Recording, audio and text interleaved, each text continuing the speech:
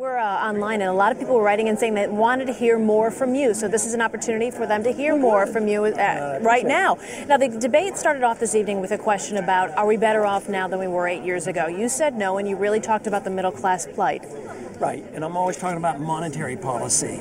And the middle class is wiped out when you ruin a currency, so we're not as well off as we were. But it's not just this administration. We've had a flawed monetary system since the 1913, since we've had our Federal Reserve. But what I'm afraid is if we continue this, we won't have a middle class. We're going to have a lot of poor and a lot of rich people. And this is characteristic of what happens when you destroy a currency. And you do that to pay for big government, because you don't have to tax and you can't borrow anymore, so they just print the money.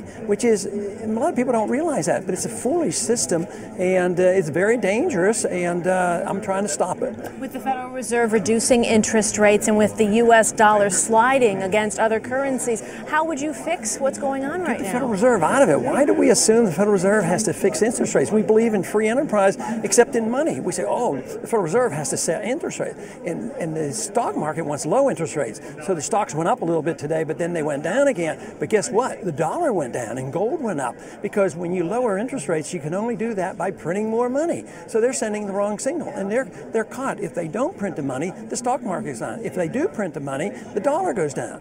And that's why we have to have sound money. We have to get the central bank out of central economic planning. Now, part of your platform is advocating for a fair tax. I think that's a very foreign concept to a lot of people. Boil it down to just a couple of concepts so people can understand why you believe a fair tax is the way to go. I don't advocate the fair tax. I'm for no tax. I'm for getting rid of the income tax, which the fair tax people also want. But I want to cut the spending so much that you don't have to have a sales tax. That's what the fair tax is. But it's not fair for everybody, so that's why I don't push it.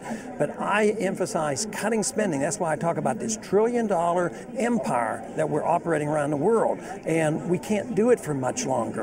And that's why I want to cut so much spending. We don't have an income tax. If we didn't have an income tax today, we'd still have as much revenues as we had 10 years ago.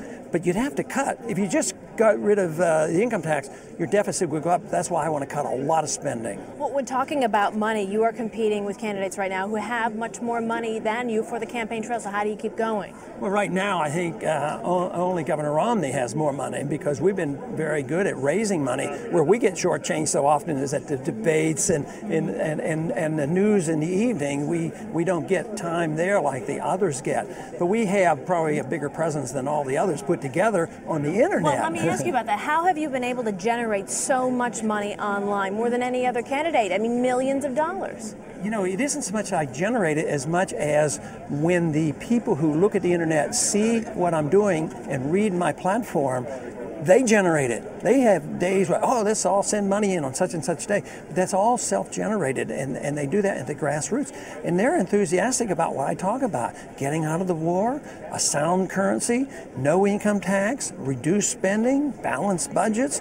And all of a sudden people, wow, they wake up and they said, we really haven't heard that. And they believe it when I talk about it. Somewhat at other times I hear people talk a little bit this way, but they haven't done anything about it. Then they go and check my voting record and they say, wow, he voted this way for 20 years. Let's talk about the war in Iraq for a moment. There was that pretty feisty exchange between John McCain and Mitt Romney this eevening, squabbling. Mike Huckabee said he wasn't there to umpire a baseball session. What did you think of that exchange? Well, I accuse him of nitpicking, you know, and not dealing with the real substance. The real substance is foreign policy. Should we be the policemen of the world? Should we be involved in the internal affairs of other countries? And my answer is no. That's what the founder said. Don't do it. There's no authority for it. It's bankrupting us.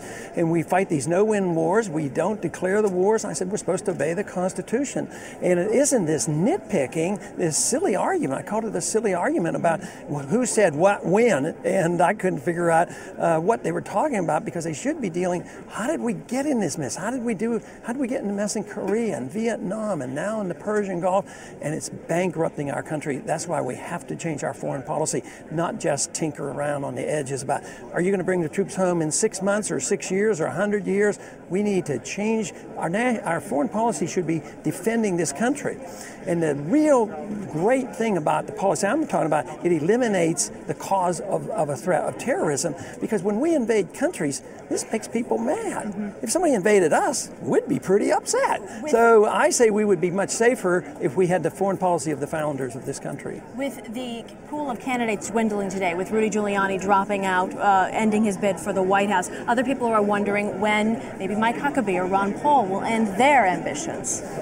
Well, I've told my supporters, I say, you know, if you're still wanting to campaign and you're still sending money, I'm going to stay there. And they are still cheering pretty loud. So they want this campaign to go because they consider it very, very serious business, and we need to reverse the trend in this country. We need to go toward more freedom and the Constitution and less of this interference in other people's lives, over the seas, in the personal lives of people. I don't want to interfere in people's personal lives. As I said in the debates, I don't think the president's supposed to run the economy. We're supposed to provide an environment where the people run the economy. So this is quite different. The people are excited about this, and that's why I suspect they're going to continue to send me money. You mentioned invading people's personal lives. I want to kind of do that right now. I want to ask you just a personal question. It's a demanding schedule to keep up, I'm sure. How do you keep up with the campaigning and with the debates and crisscrossing the country? Well, sometimes I complain a lot and get it off my chest.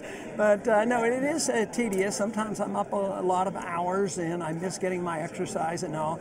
But I'd have to believe in what I'm doing in order to put this effort out, and I believe it's worthwhile. And when I meet the supporters who are enthusiastic and really say, yes, we need you out there, then it isn't too difficult. Ron Paul, President, thank you very much for your time. Again, presidential candidate. Just wrapping up the final GOP debate before the Super Tuesday. Thank you so much.